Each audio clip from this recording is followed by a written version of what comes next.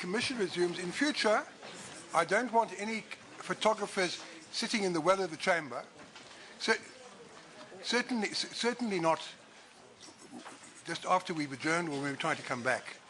Anyway, I take it they've taken all the photographs they want, but it's not appropriate for them to fill up the well of the court, well of the chamber here, taking photographs.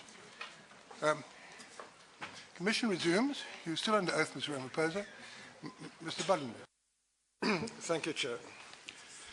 Mr. Ramaphosa, good morning. Morning, Mr. Budden. One of the matters for which you're well known, of course, is your role in our constitutional negotiations. But as we know, in fact, your experience in negotiations goes much further than that, much wider than that. You've been intensively engaged over many years in the negotiations on other matters, such as labour matters, community matters, civic association matters. Is that correct? That is correct, Mr. Chairman. And would you agree with me that one of the principles of a negotiation is that if you are negotiating with a group of people, a community, group of workers or whatever, it's vital that they should have confidence in their representatives at the bargaining table? I would agree. If the negotiators don't have the confidence of the people they're supposed to represent, then any deal you reach with those negotiators is worthless. That would be correct. Thank you. Now, one of the previous witnesses, as I think you know, was Mr. Da Costa, who was the Lonmin Vice President for the Korea mine. Do you know Mr. Da Costa? Yes, I know Mr. Da Costa. He agreed, and I'll give you the reference, but I'm not going to put the record up on the screen unless you'd like to see it. And please ask if you would like to see it. But he agreed, it's day 239, page 30097, line 22. He agreed that Lonmin management set 4 conditions for, perhaps you should go there. Do you have his evidence in front of you? It would be helpful if it was up there so that I can have easier reference. Let's do that. Thank you. It's page 30097, line 22.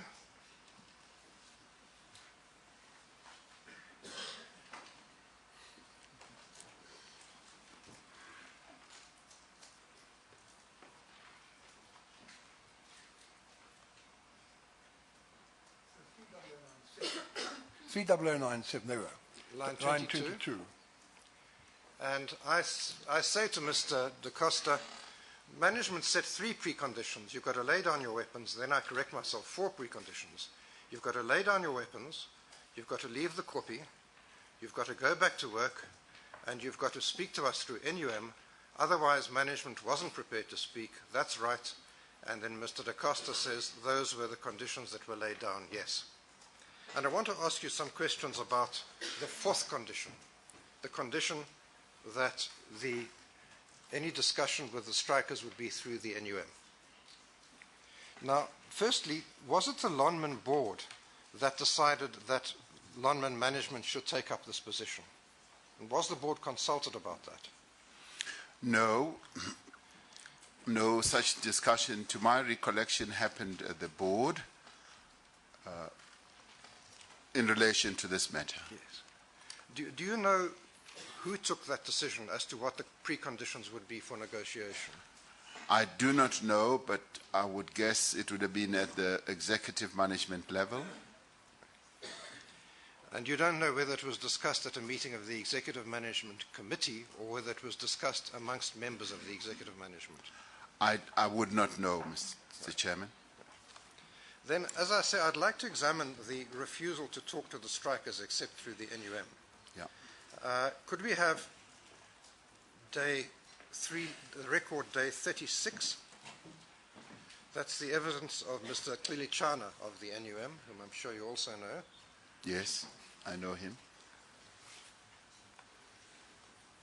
It's day 36, page 3874. Lines 4 to 12, and I was asking some questions to him, and I asked him, It wouldn't assist in September 2012. I think that should really be August 2012, or maybe September, in any event, for NUM and Lonmin to reach an agreement through the normal processes about how the dispute could be resolved, because the striking workers were not adequately represented by NUM at that time. They didn't have confidence in NUM, and Mr. Cilichana said it will be difficult for me to say yes or no on that one. But what I agree with you, that there was a loss of confidence to the NUM, and I'm sure you're aware of that as well. Yes. And in fact, if we can go back to day 239,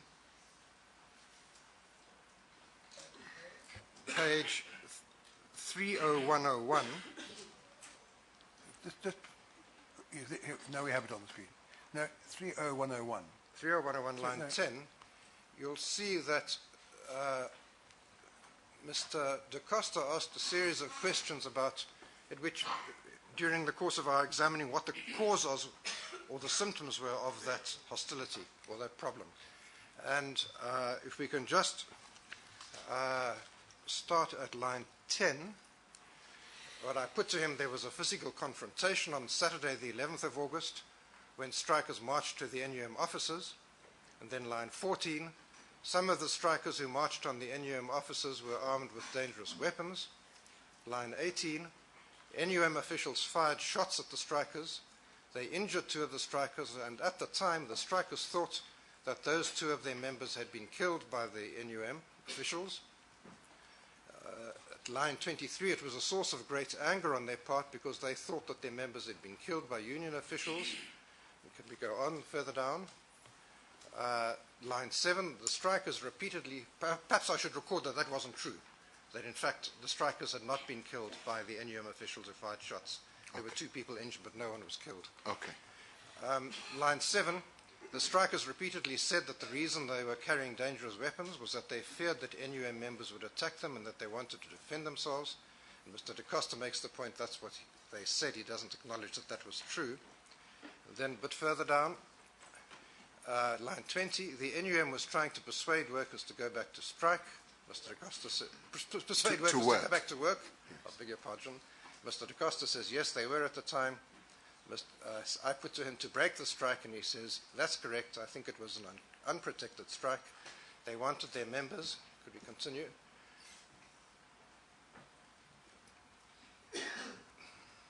To get back to work.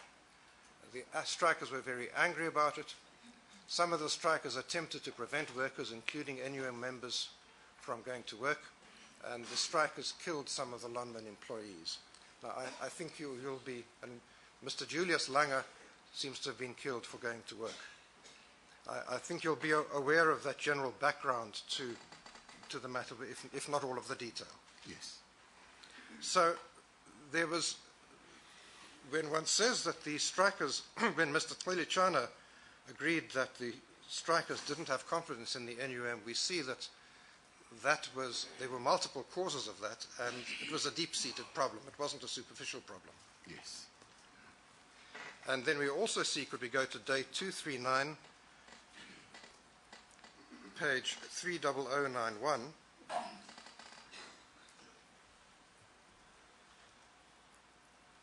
line 25,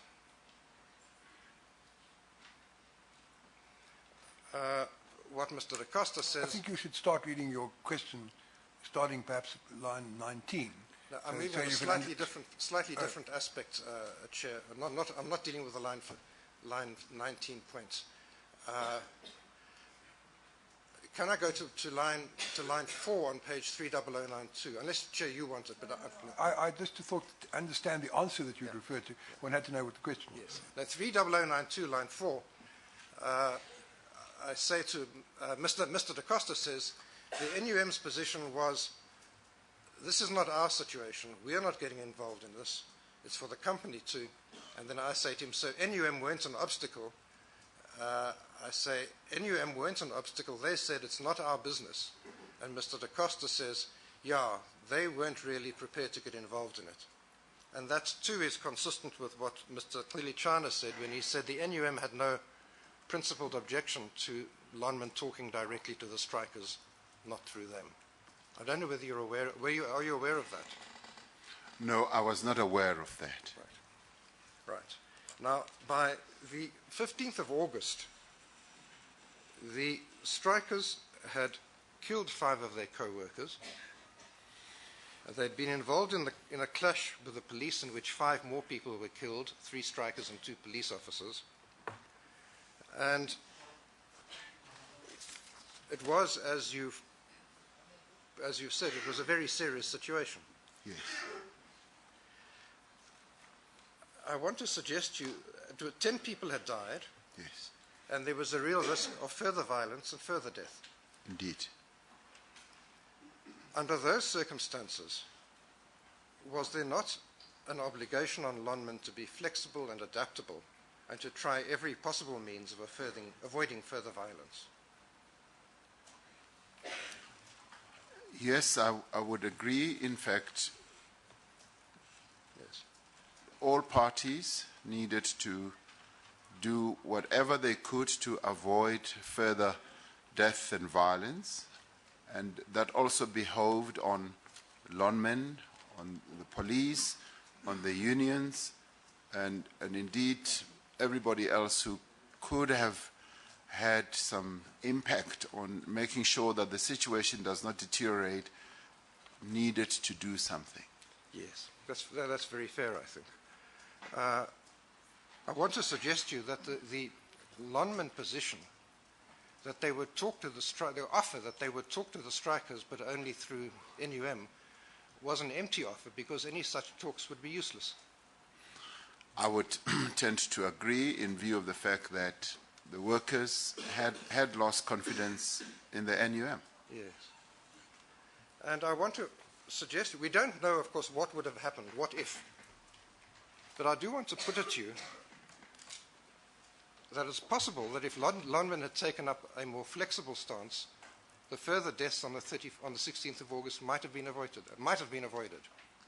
What do you say to that? It is possible. Yes. We don't know. We don't know. I would not know as Yes, well. but it's a possibility. You accept that? Yes. Yes. Now, I want to move on, Mr. Ramaphosa, to some questions about the relationship between trade unions and the government. Yes. Now, as we know, you were previously the General Secretary of the NUM. That is correct. You really came to very public prominence because of the work you did for the establishment of independent trade unions. I was asked to serve mine workers by establishing the National Union of Mine Workers. So that's very modest, Mr. Ramaphosa, but your campaign, your cause, was the cause of independent trade unions. Indeed. Yes. And of course, if trade unions are to be truly independent and to act independently, the state should keep its hands off and not favor one union over another. Would you agree with that? I would agree. Now, I want to read to you what was said by Lieutenant General Mbombo, the Provincial Commissioner of Police, this was at a meeting with Lonmin management on Tuesday, the 14th of August. That's 2 days before the big event of the 16th. I should tell you that she didn't know that the meeting was being recorded, and it seems that she spoke very frankly. Could we have exhibit JJJ 192?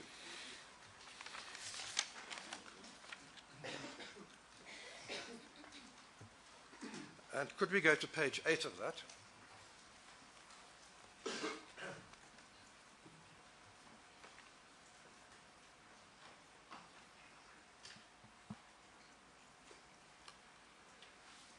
And then, can we go, let me just find the line.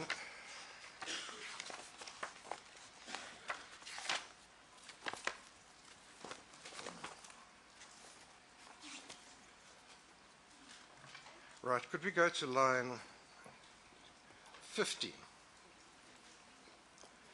Now, where it says SABC Commissioner, this is the Provincial Commissioner, Lieutenant General Mbombo. She says, it's a long passage, but I want to read it to you, Mr. Ramaphosa, so you can see the full context. She says, you see, I want us to, you remember last night, AB, I raised this thing, that when we were dealing with Impala, we had a lot of allegations and rumors. And some of these allegations, they were pointing to the management, that the management is colluding with AMCU and so on and so forth. And at some point ourselves, we were asking ourselves questions to say, but these rumors that we're getting, these issues that are being said, they might find truth somehow, because we're looking at how the management was moving forward in terms of taking action, in terms of, because what we believe is that whether there is this unrest now, this unrest does not withdraw our policy, I think rather than our policy. Our policies are still intact. They need to be implemented in the best way, and the unrest situation should then take its own form. But like I said yesterday, that once we are on site as the cops, then we could take control of the security issue. But the administrative issues should also take their own life. So at the end of the day, when we were dealing with these issues, we ended up ourselves not being comfortable in terms of understanding whether the Impala mine management really is colluding with the mine. I assume that's a reference to AMCU. But also remember, from a political point of view, there was even this feeling that, the mining center wants to replace NUM, with a new face. And maybe that is why these things are erupting. So I think yesterday, AB will recall, you will recall this discussions with when the National Commissioner came. She also came from the discussion that she raised from you, and and some of these questions that she raised, you remember I raised them in the morning in our meeting, and she also felt that it is difficult to separate management from giving these people this type of a leeway. How do we separate them now from an allegation that can come and say, but they are supporting them? So I want us to, when you said people must be arrested, I want us to be very clear that any information that we should get, we should, so that we can arrest people. That is our interest, because yourselves here as management, you will clear yourselves from this. Mr. Mokoena says perception. She says perception, Mr. Kwadi says yes. You will clear yourself by ensuring that you defuse, you give out information that is related to this thing, and we are able to actually act on that information. So what she's saying, as I understand it, is she was asking them for the names of people involved in the strike so that they could be arrested. And she's saying, you should give us these names, because that way you will clear yourself from a perception that you are colluding with AMCU. That in any event is what we will submit this means. It's not, I don't ask you to comment on what it means, that's not appropriate. Yes. If that's what it means, if what the provincial commissioner was meaning was that it's important for the police, important for the mine management to distance themselves from any suggestion that they are wanting to undermine the NUM, and to distance themselves from any suggestion that they are supporting AMCU. If that's what it means, that would be a very inappropriate matter for the police to be concerned with. Yes, I would agree. And it's, according to what she says, it's not only she who is concerned about that. She says the National Commissioner also was concerned about that. Yes. You've seen that. Yes. Because it's not for the police of all institutions to take sides in a dispute between unions and say we support this union and we don't support that union. Yes. That's where we come from. We've been there. Indeed. And we know what that leads to. Indeed. In fact, it leads to violence. Indeed. Amongst other things. Thank you. Then one further matter only that I need to raise with you, Mr. Ramaphosa, and that's on that same document a little bit further.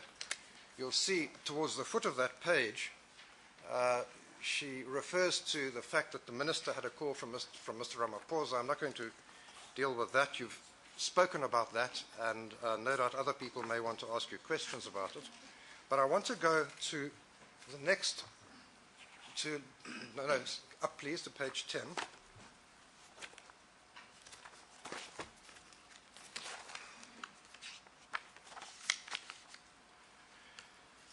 Page 10 will perhaps, we should start at line 8. She's talking about you, and she's talking about what seems to be the ANC disciplinary committee hearing in relation to Mr. Malema's matter. And then at line 15. 16, 15. Lieutenant General Mbombo says the following. And remember that in Impala, Malema came with our Premier and spoke to those people about that they should make their demands, but in a way that, and after that we ourselves as the police, we managed to, we ourselves as the police, we managed to manage the situation after Malema came. Now, our discussion with the National Commissioner was around this thing, that say, is this thing now happening such that again Malema come and defuse this thing, so that it becomes as if Malema has taken charge of the mine. Mr. Mokoena says yes. And she says, once again, remember Malema's view that the mine should be, Mr. Mokoena says, nationalized. And Lieutenant General Mbombo says, nationalized and all of that.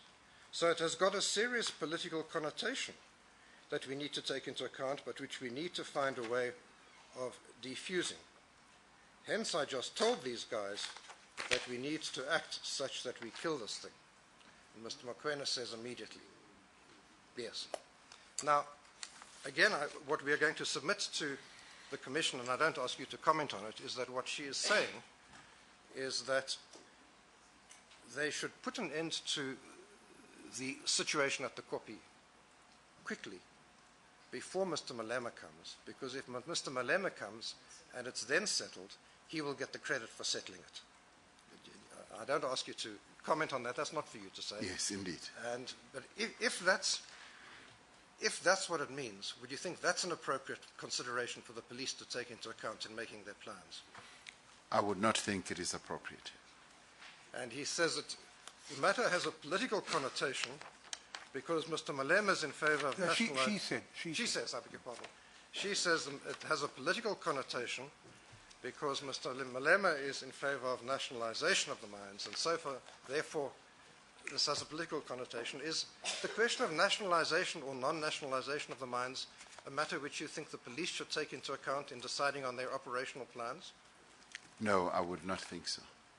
If it means what we're going to suggest it does, namely that this was one of the motives that was driving the decisions the police took, that too would be an inappropriate motive for the police.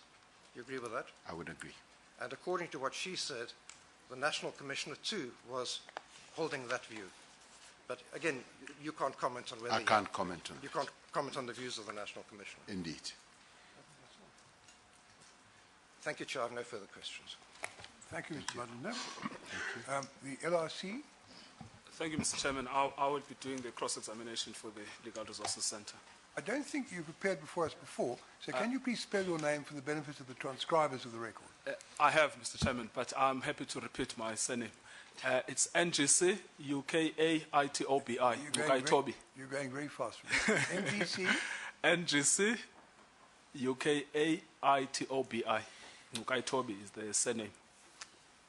Yes. Thank you very much. Please. Thank you, Mr. Chairman. Commence your cross-examination. Thank you. Good morning, Deputy President. Good morning, Mr. Ngogaitobi. Now, can I start with the email of the 11th of August 2012? It is the email that was put up on the screen earlier when you gave your testimony in chief. I wonder if it can be... exhibit quadruple J1? That is quadruple J1, Page Mr. one Chairman. of the bundle. Page 1 of the bundle. Well, that's the Deputy President. Page 1 of the bundle that the Deputy President's legal representatives have handed in, and it's now exhibit quadruple J1. Yes, thank you, Mr. Chairman. I want to start with the email from Ms. Tandeka Ngube. Was this the first time when you received this email that you were appraised of the situation at Lonmin pertaining to the illegal strike? As far as I recall, yes, to the extent of the details set out here. Yes. Now, what she told you in that email was, one, there is an illegal strike at the Career Mine, and she told you the reasons behind the illegal strike, particularly the fact that the workers at Impala had received an increase of 12,000 rands and up to 12,000 rands, and at Lonmin the offer was 6,000 rands. And you see that? Yes. And then she also tells you that the solution proposed by Lonmin is a special bonus. Yes, And that the RDOs are sticking to their guns in relation to their demand. indeed. And then, towards the end of that email, the very last paragraph, she proposes a way forward in relation to how to deal with the illegal strike. She says that the response of Lonmin is to follow disciplinary procedures and, if required, will dismiss the illegal strikers. And then Barnard, that's presumably Mr. Mukwena, is preparing the ultimatum which they will issue tomorrow and will terminate contracts of employment should employees not show up for duty. This is also, if I may ask you, consistent with your understanding of how an employer responds to an illegal strike. Dismissals is one of the options. Yes. Now, if we can then go back to your own email at the top of the page. Sorry, I'm sort of struggling here with the technology. It is at the top of the page, you're right. Yes. What you say is this is a grave situation. You will remember in that email, she also told you that 2 people had been shot. Indeed. And then you say the problem with this situation is that we know the cause of it. Yes. And you go to explain what the cause is. Yes. And you say the real cause, emphasis on the real cause, is the huge differential between the wages paid to RDOs in other companies and what we pay them as Lonmin. Yes. And then you said you were not aware personally that the differential was this high. Yes. And then you say the solution that they have come up with, presumably they means Lonmin management, Yes. is not workable. And then you say you are not surprised that the RDOs have rejected it. This is also consistent with your own personal experience, having been a leader of the workers. Yes. Now, what would have been a workable solution? Well, in this case, the workable solution was not to go down the route they had suggested, which is disciplinary action and dismissal of the workers. Yes. That is why I said this is not a workable solution, Yes. because the workable solution would be to sit down and negotiate with those workers who are raising this concern. Yes. And the fact that the strike is illegal is not an insuperable bar to a negotiation. No, it is not. Yes. Now, at this stage, we know from the evidence you've given in chief that you were also the chairperson of the Transformation Committee of Lonmin. Yes, indeed. And one of the responsibilities was to look broadly at the issues affecting workers. Yes. Yes. Did you raise your concern that you expressed to Ms. Nube, to the board and the management of Lonmin, that what they are proposing is not a solution, and in fact there is a solution, which is the negotiated route? The Transformation Committee was not in session during this whole process. It Yes. only meets, I think, twice or so a year, so we would just tend to get reports of what has already happened. And in this case, I would have had maybe a discussion to say that a dismissal of workers is clearly not the solution to be opted for. Yes. Now, just explain whether in the correspondence you had with Mr. Philimo and in the correspondence you had with Mr. Jamieson, whether you raised with them that the solution they are proposing is incorrect and that a proper solution is negotiations. That issue never came up again because we now got catapulted into a situation where we were now dealing with the deaths of a number of people. But you were in email correspondence. It is a matter you could have raised. One could have raised it, but in the emails, as you would have clearly seen, we were now dealing with what I would have seen as a more emergency situation of people getting injured and getting killed. Yes. My own view on issues of dismissal and issues of negotiation is firmly that you don't dismiss, and in fact mass dismissals of workers is not an option. Yes. What you need to do is to negotiate with workers. Yes, yes, I accept that. I'm trying to understand between the 11th Yes. of August, when you expressed the view, why it seems to me that the most logical thing would have been the view you articulated to Ms. Ncube should be articulated to management, because they were at the cold face of dealing with the workers. Why you did not raise it? Well, I would have raised it with Ms. Ncube, who was the Shanduka representative on that management committee where decisions were being taken. I did not sit on the management committee. She did. Yes. Now, in the correspondence of the 15th, and I accept that there were additional deaths that had occurred. Yes. But you would agree with me that even in that context, the answer was still a negotiated outcome. The negotiated outcome, as I said earlier, would have been one of the options indeed. The problem with all this is that we were now dealing with what I regard as an emergency situation of people getting killed. Yes. But still, on the 15th, the answer to it includes, or at least predominantly, is negotiations. Because even the current strike we are dealing with, it was ultimately solved by negotiations. What I'm struggling with is, since your view by the 11th of August was that the way out is to negotiate, Yes. why that view could not be expressed to management on the 15th of August, and why it could not be raised with the chairman of the board? Well, it's a matter of saying when was it raised. I mean, during the course of all this, all options would have been considered. And one of them is to stabilize the situation to make sure that no further deaths occur. And another one would have been, once that has happened, negotiations must then ensue. Because in any event, to get out of any difficult situation, you've got to talk amongst yourselves. You've Yes. got to negotiate. Yes. Do you not think it should have been raised earlier? Your proposal that the outcome is negotiated, and that if it had been raised earlier, some of this that we are dealing with in this commission could have been avoided. Well, as I was saying, with respect, Mr. Chairman, that the issue of negotiations has to remain prominent in anybody's mind who is dealing in a situation where there are various parties trying to find a solution. And that is a clear option. But another option, which was considered, as I've said in this case, is to make sure that there is stability. In this case, it was very relevant that no further people should be killed. Yes. So, yes, it was an option. But do you not think it should have been raised earlier, Mr. Deputy President?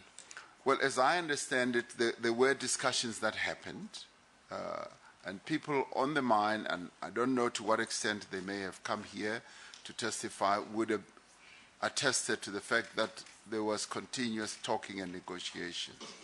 But the reason I persist with this is looking at the person that you are and the influence that you could have brought to bear on the situation if you had raised prominently the solution that you proposed in the email. Whether you don't think that perhaps if you had taken a more active, direct route towards cajoling all the parties to a negotiated outcome, whether some of this could not have been avoided. What do you think about that proposal? It is possible, yes, eminently possible, but we were dealing with a situation from a variety of angles. And we needed, in my view, what was prominent was to make sure that no further deaths should occur. As I got reports that more and more people were being killed, I got quite alarmed. Yes. Now, I also want to look at the email. One of the concerns that you expressed in your email of the 11th is the wage gap Yes. between what Implats was paying and what your company was paying. Now, how did you think that wage gap could be resolved? I mean, clearly, a wage gap has to be resolved through negotiation between the union and the company. Yes. That's how you get into the theater of negotiations and resolve whatever wage gap or whatever demand that has been put on the table.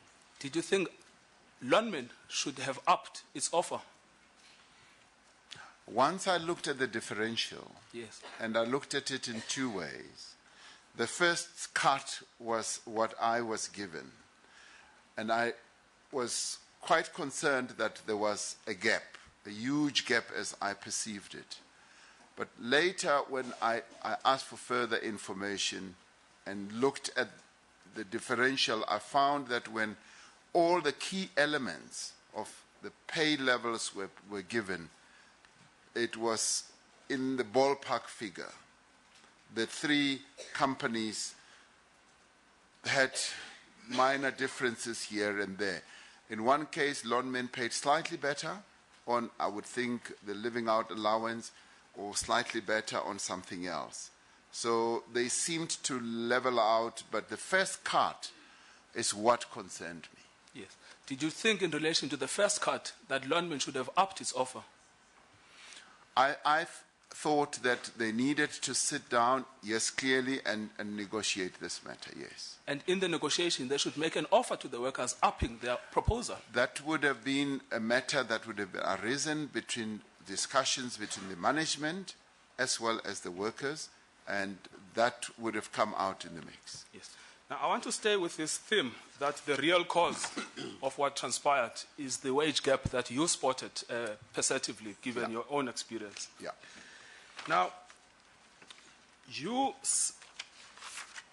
were appointed to the board of Lonmin, as I understand from your statement, in July of 2010. Yes. Yes. And you became the chairperson, and this is information I got on the website of Lonmin. Yes. You became chairperson of the Transformation Committee in November 2010. Yes. I think that's when it was established. Yes. Now, I have a bundle of documents. I don't know what's it called. I think it's... Chair, the LRC have a fairly comprehensive bundle. So I'm going to As far as I understand, most of them aren't relevant to the present topics that we're dealing with, but some of them obviously are. Have they now isolated those that are relevant to the present topics? Yes, Mr. Chairman. In which case, they will obviously go in as... do we put them in perhaps all as quadruple J 8.123? Chair, the bundle that the LRC has circulated is paginated already, and I believe they've prepared their cross-examination based on the paginated numbers. So I'm going to propose that we put the entire bundle in as quadruple J7, and that we We've refer... already had triple J7. That's the... no, sorry, we haven't. I beg your pardon. In the bundle of documents which were presented to us by Mr. Ramaphosa's legal representatives, in addition to the documents that have already been put in, was a letter from ENS, Edward Nathan Sonnenberg, to Mr. Budlander of the 31st of May answering a query. I think actually that should go in because it constitutes an admission virtually by Mr. Ramaphosa. That's correct. That would be so quadruple let's make J7 that, then. let's treat that now. Mr. Untitled didn't put it in, but I put it in instead. Quadruple J7, and then the LRC bundle can be LRC 8. Sorry, it can be triple J8. Quadruple J8. Got it right last time. Okay, so I'm talking then about triple J. Okay, quadruple. Quadruple J. Quadruple we've been here a long J8. time. Quadruple J8, and there is a bundle, and the pages have been numbered, so you can refer to the particular pages that you're referring, page numbers you're referring to now, and that will be all part of quadruple J8. Thank you, Mr. Chairman. But firstly, we must be sure that the witness has already got a copy of this bundle. Has he? Yes, he has. No, Chair, I think the witness doesn't have the correct No. bundle. If we could just place it before him so that Yes, the if we learned could- friend can continue. Has he had an opportunity to... Did the LRC indicate, 'cause when I was told they were going to hand in 400, I think it was 400 pages last week, I indicated that wasn't acceptable, it wasn't fair to the witness to give him 400 pages on Friday, expect him to...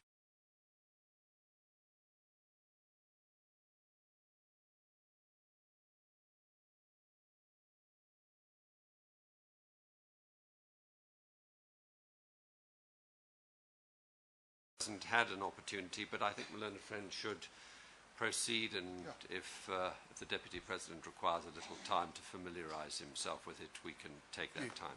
That seems a practical suggestion. Let's proceed in that fashion. Thank you, Mr. Chairman. Deputy President, I'm still on the theme of the real causes. Can I take you to page 324?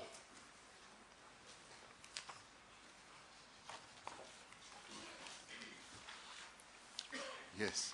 Now, this is a report in the Mining Weekly of the 11th of December 2012. And in the first paragraph, which is immediately to the right of your picture there, it refers to an article that you wrote in 2011. Can you see that? Yes. Now, that article, if you look at the last paragraph,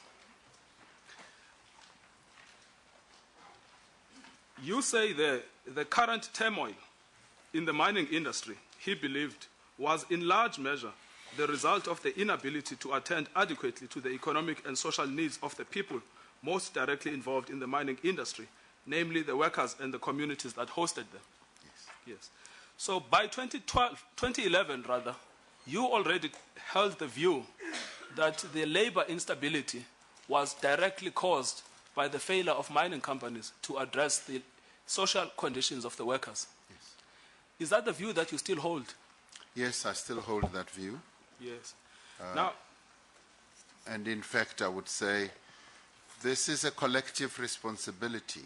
We're dealing here with the legacy of apartheid and colonialism, and largely the legacy of the migrant labor system, which is deeply embedded in the history of our country, which has taken hundreds of years to develop to the level where it is. And I still hold the view that collective action needs to be taken to rid our country of this inhumane system of migrant labor. yes. In relation to Lonmin, do you also believe the same applies, that the labor instability at Lonmin is also caused in large measure, those are your words, by the failure of Lonmin to address the economic and social needs of the workers? The labor instability in our mining areas is caused by our collective failure as various stakeholders to address the key problems that confront working people in mining areas. Yes, but your article was specific to mining companies. Indeed, that's what I mean. Yes, mining companies have a responsibility. Yes, a more direct responsibility, and indeed other role players as well. Government has a responsibility. Local government has a responsibility. Trade unions also have a responsibility. Yes. I want to focus on mining companies, which is the subject matter of your article. Indeed. I just want to make clear that we understand each other. Do you believe that Lonmin also has the responsibility to address the living conditions, and that its failure to do so is the direct cause of the labor instability? Yes, Lonmin and indeed other companies do have a responsibility to address the living conditions of workers. I was privileged to serve mine workers as General Secretary of the National Union of Mine Workers. One of the things that we took up, or one of the campaigns we took up quite vociferously, was to bring an end to the migrant labor system. And we campaigned quite a lot trying to get to a situation where mine workers would live in humane conditions with their families where it was possible, or in, say, bachelor single accommodation rather than be accommodated in many rooms. And in part, that struggle or campaign did succeed, but it had unintended consequences in that when we pushed companies to recognize their responsibility for improving the living conditions of workers, they paid out a living allowance. And the living allowance was additional income to workers who were already lowly paid. And they took that and went out to get inferior accommodation so as to save on their income. And that was an unintended consequence of this. Yes. Now, in your article, You mentioned these social conditions. Yes. One of them that you mentioned specifically is housing, Yes, which you've just spoken about. indeed. Yes. I just want to make sure that before we move from this, that whether it is your belief that the failure of mining companies to address housing conditions contributes to labor instability. Yes, it does. The inability to provide proper housing, decent housing to mining people or mine workers and their families is a contributory factor. Yes. Well, it's not just a contributory factor according to your article. You say in large measure. It's a Yes. major contributory factor. I would agree with that. Now, you were in your position at the board of Lonmin in a special position because you were the chairperson of the Transformation Committee. Yes. Yes. Now, and you had been the chairperson of the Transformation Committee at least for 2 years before the events that are the subject matter of this commission. Indeed. Yes. Now, you explained to the evidence leaders in chief that to your counsel in chief, that the remit of the Transformation Committee included looking at the social conditions of the workers. Yes. Yes. So you would be the prime person to draw this connection between the labor instability and the failure to address the living conditions. Well, I don't know whether I would be the prime person. Yes. I would say that I would be one amongst a number of people who were in a position to address this. Yes. Okay. But with me at a non-executive level. Yes. All right. But the responsibilities of the board is to hold management accountable. You'd accept that? Yes, sir. Yes. So in other words, you would at least be prime insofar as holding management accountable in relation to social conditions of the workers. Yes. Yes. Now, I also want to look at the report of 2013.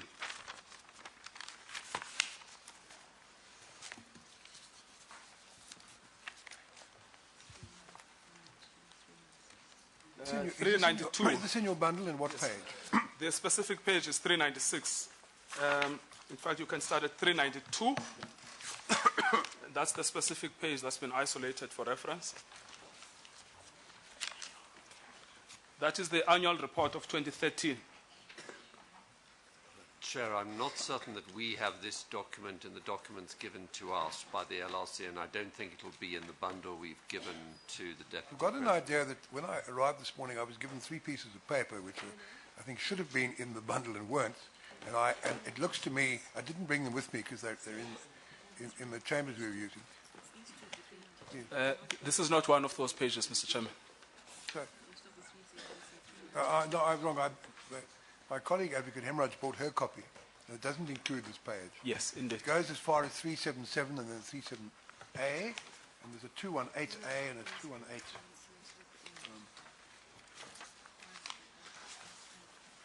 B and C. So there's a problem here.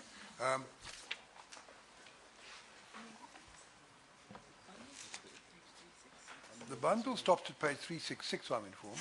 So these are additional pages that presumably were intended to be included, or were late inclusions which didn't make it to us or to the witness and his representatives. Chair, these pages of the bundle were in fact circulated, so I'm sure it's just a problem with Yes, well, the photocopy.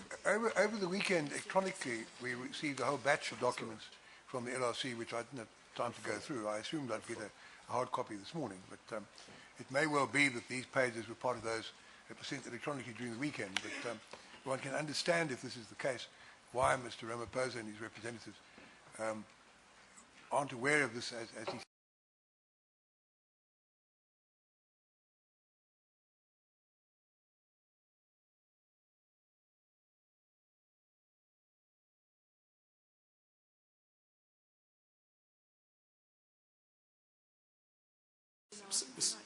Mr. Chairman, I'm told by my attorneys that these documents were handed in together with the whole bundle, but there seems to be a bit of a difficulty. It is 11:15 anyway, And I wonder whether this is not the right moment. Do you want me to take Tea Dermot to the stage? Perhaps, the problem can so be that sorted we- out in the interval. Indeed, that Mr. Chairman. sounds a sensible suggestion.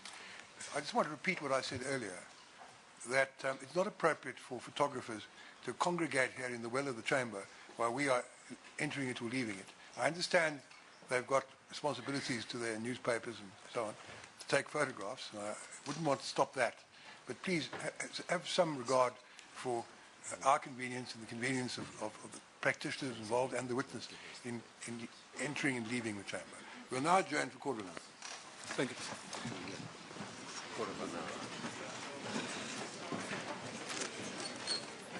I thought we did get stuff there.